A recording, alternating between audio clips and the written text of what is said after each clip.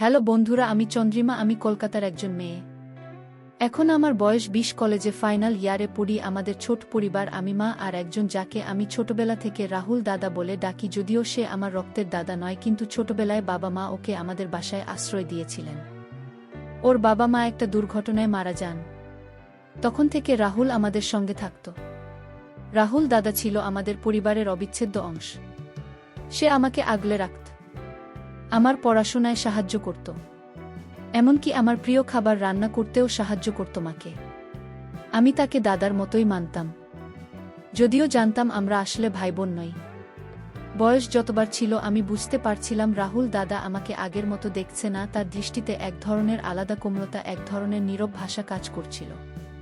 প্রথমে আমি বিশ্বাসটা বুঝতে চাইনি, নিজেকে বোঝাতাম এটা হয়তো আমার ভুল বোঝা। একদিন কলেজের ফেস্টিভ্যাল-এ যাওয়ার জন্য আমি একটু সাজলাম। সিল্কের শাড়ি, হালকা গয়না, খোলা চুল। রাহুল দাদা আমাকে দেখে একটু থমকে গেল। তারপর বলল, চন্দ্রিমা, তুই আজ অসাধারণ লাগছিস। আমি হেসে বললাম, কি দাদা, আজ এত প্রশংসা নতুন চোখে দেখছো নাকি? সে মুচকি হেসে বলল, না রে, তোকে তো অনেক ছোট থেকে দেখছি, আজ হঠাৎ করে যেন অন্যরকম লাগছে। আমি তার কথার মানে খুঁজে পেলাম না, কিন্তু মনে একটা হালকা ঢেউ উঠল।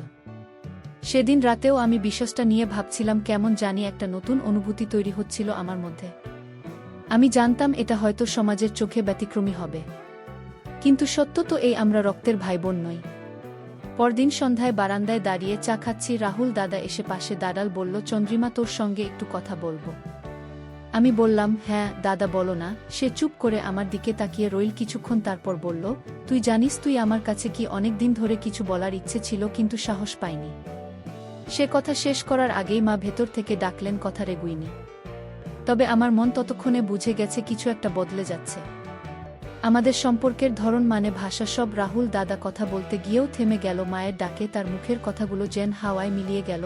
আমি তাকে আর কিছু জিজ্ঞেস করিনি, কিন্তু মন যেন কথা চেয়ে বসে রইল। কেন জানি মনে হচ্ছিল সে যা বলতে চাইছিল তা শুধু একটি ভাইয়ের ভালোবাসা ছিল না, বরং তার চেয়েও গভীর কিছু। রাত তা আমার জন্য ছিল অস্থিরতায় ভরা। শুয়ে শুয়ে ভাবছিলাম, আমরা একসাথে বড় হয়েছি, একে অপরের সুখ দুঃখে পাশে থেকেছি, অথচ এখন কেন তার চোখে এমন এক অনুভূতির ছাপ দেখছি, সেটা আগে কখনো ছিল না।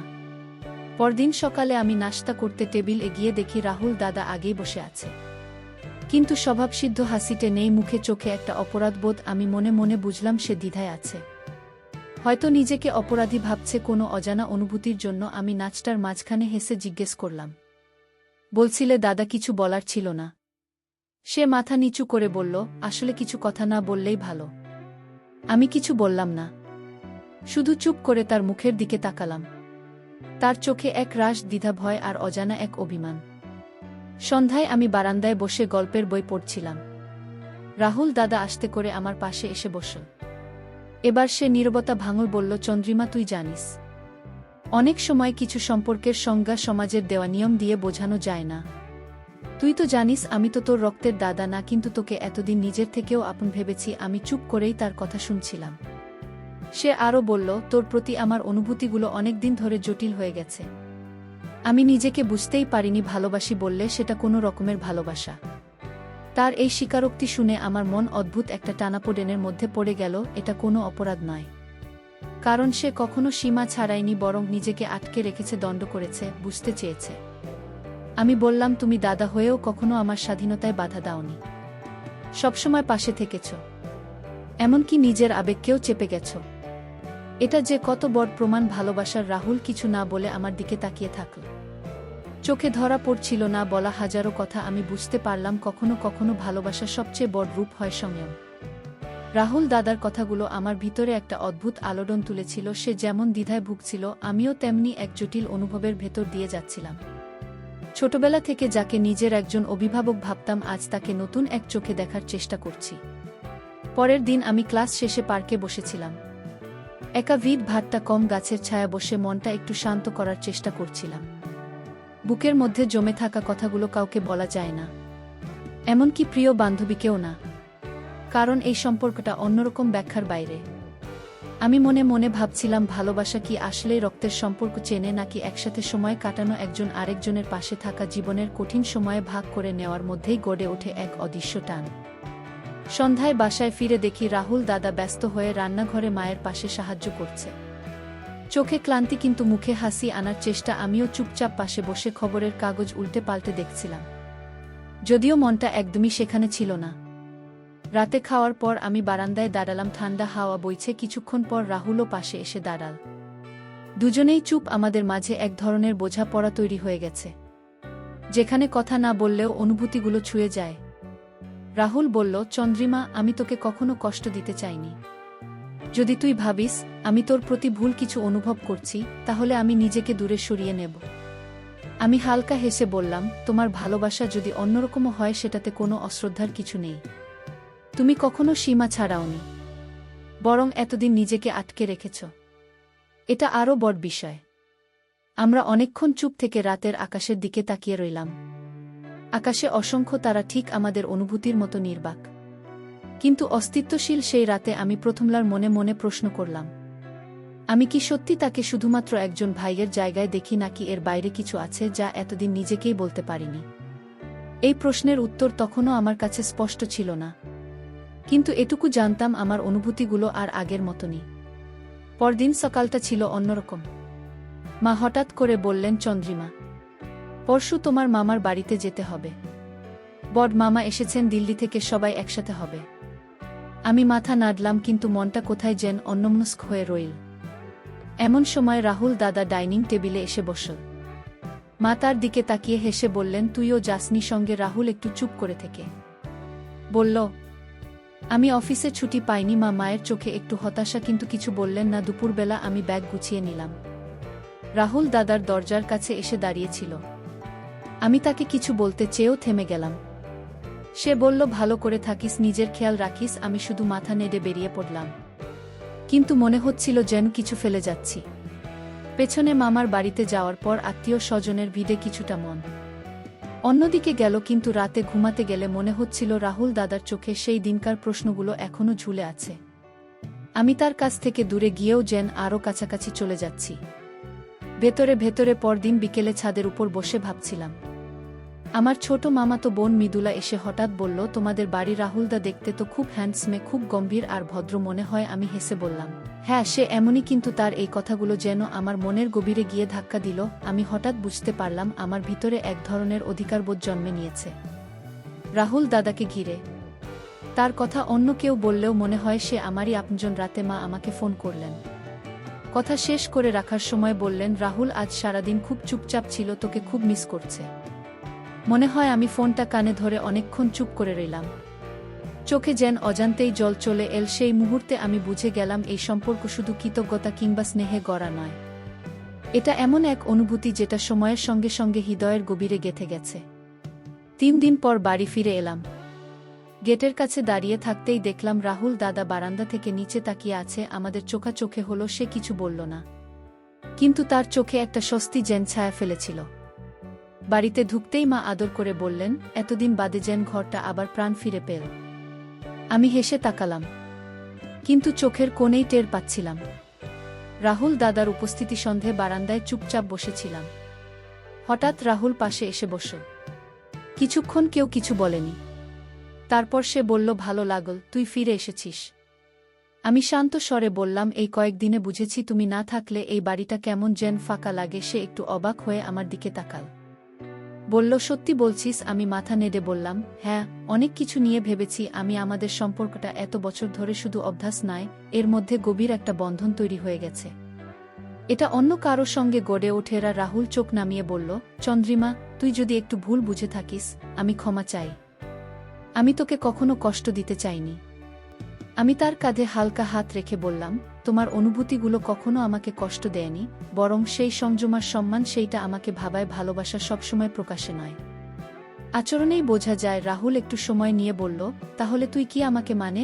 আমি কথার মাঝখানে থামিয়ে দিয়ে বললাম, আমরা যেটা অনুভব করছি সেটা সময়ের সঙ্গে এসেছে। সমাজ যেটা ভাই বোন নামে চেনে আমাদের মধ্যে, সেটা রক্তের নয়। আমরা একসাথে বেড়ে উঠেছি, তাই সম্পর্কটা একটা নাম পেয়েছে, কিন্তু মানে তো সময় তৈরি করে। সে আমার দিকে তাকিয়ে রইল। অনেকক্ষণ চোখে ধরা পড়ছিল এক ধরনের মুক্তি, যেন এতদিন ধরে জমে থাকা বোঝাটা একটু হালকা হয়ে গেছে। রাতে মা ডাইনিং টেবিলে বসে হঠাৎ বললেন, চন্দ্রিমা, তোর জন্য একটা বিয়ের প্রস্তাব এসেছে। ছেলেটা খুব ভদ্র, চাকরিও করে, ভাবিস। আমি স্তব্ধ হয়ে গেলাম। রাহুলও চুপ করে বসে রইল। সেই মুহূর্তে মনে হলো আমাদের সম্পর্ক এখন এক কঠিন পরীক্ষার সামনে। মায়ের কথাটা শুনে পুরো ঘরটা যেন হঠাৎ নীরব হয়ে গেল। আমি কিছু বলার আগেই রাহুল দাদার মুখটা দেখে বুঝলাম সে ভেতরে ভেঙে পড়েছে, কিন্তু মুখে কোনো প্রতিক্রিয়া দেখাচ্ছে না। আমি ধীরে বললাম, কে প্রস্তাবটা দিয়েছে মা? মা হেসে বললেন, তোর বড় মামা, ছেলেটার নাম শুভ। অনেক ভালো পরিবার, তুই একবার দেখা করলেই বুঝবি। আমি মাথা নিচু করে বললাম, আমি ভেবে দেখব মা। মা বললেন, চল, পরশুদিন ওরা আসবে, তখন দেখা করেই বলিস।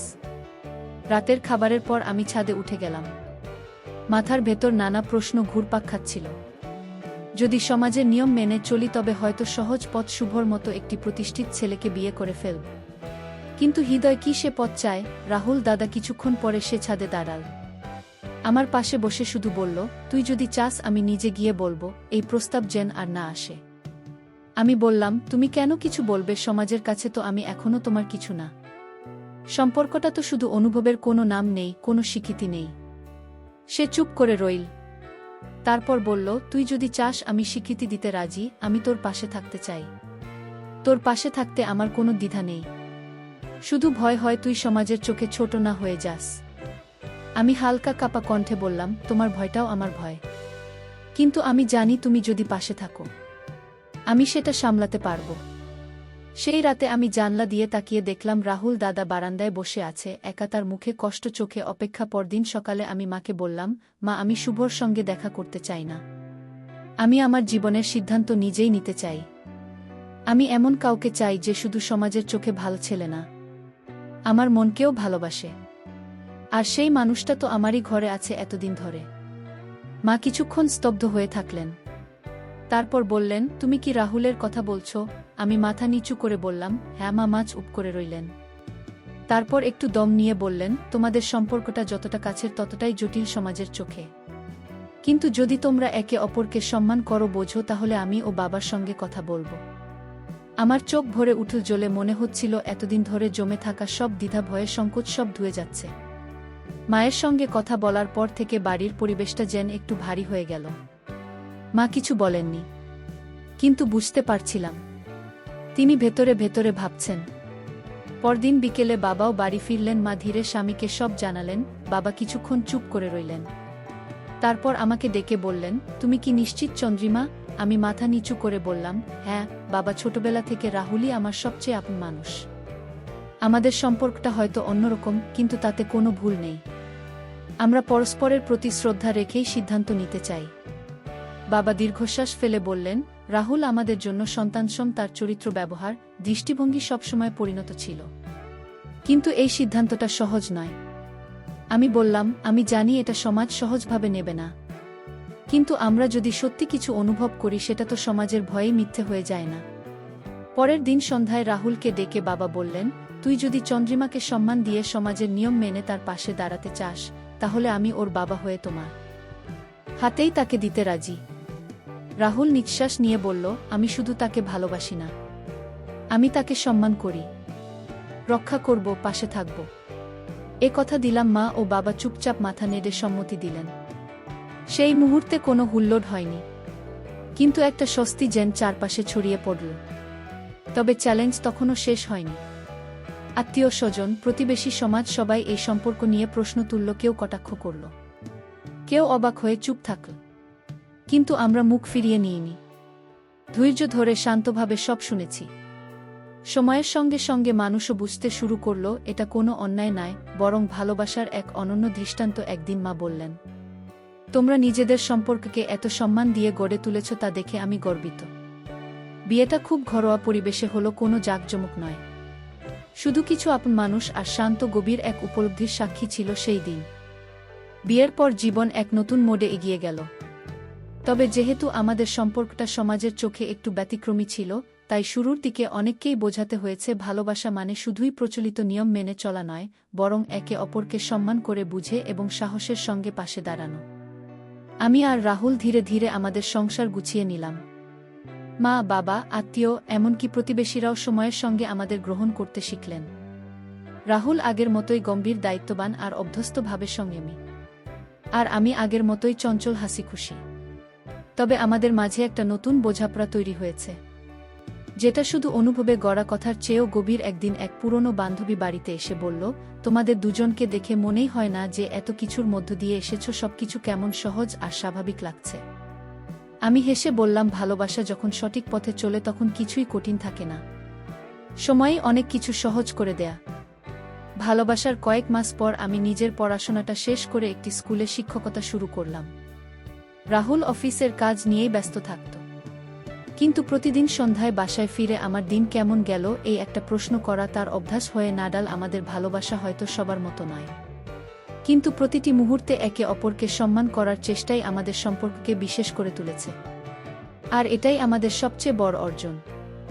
একদিন বারান্দায় দাঁড়িয়ে আমি বললাম, রাহুল, আমাদের সম্পর্কটা যদি কাউকে অনুপ্রাণিত করে তবে তাতেই সবচেয়ে বড় শান্তি। সে মাথা নাড়ল, হালকা হেসে বলল, ভালোবাসা তখনই সত্য যখন সেটা কাউকে ভাঙে না, বরং করতে শেখায়। বন্ধুরা, সব শেষে আমি তোমাদেরকে বলতে চাই, ভালোবাসা কোনো ছকে বাধা থাকে না।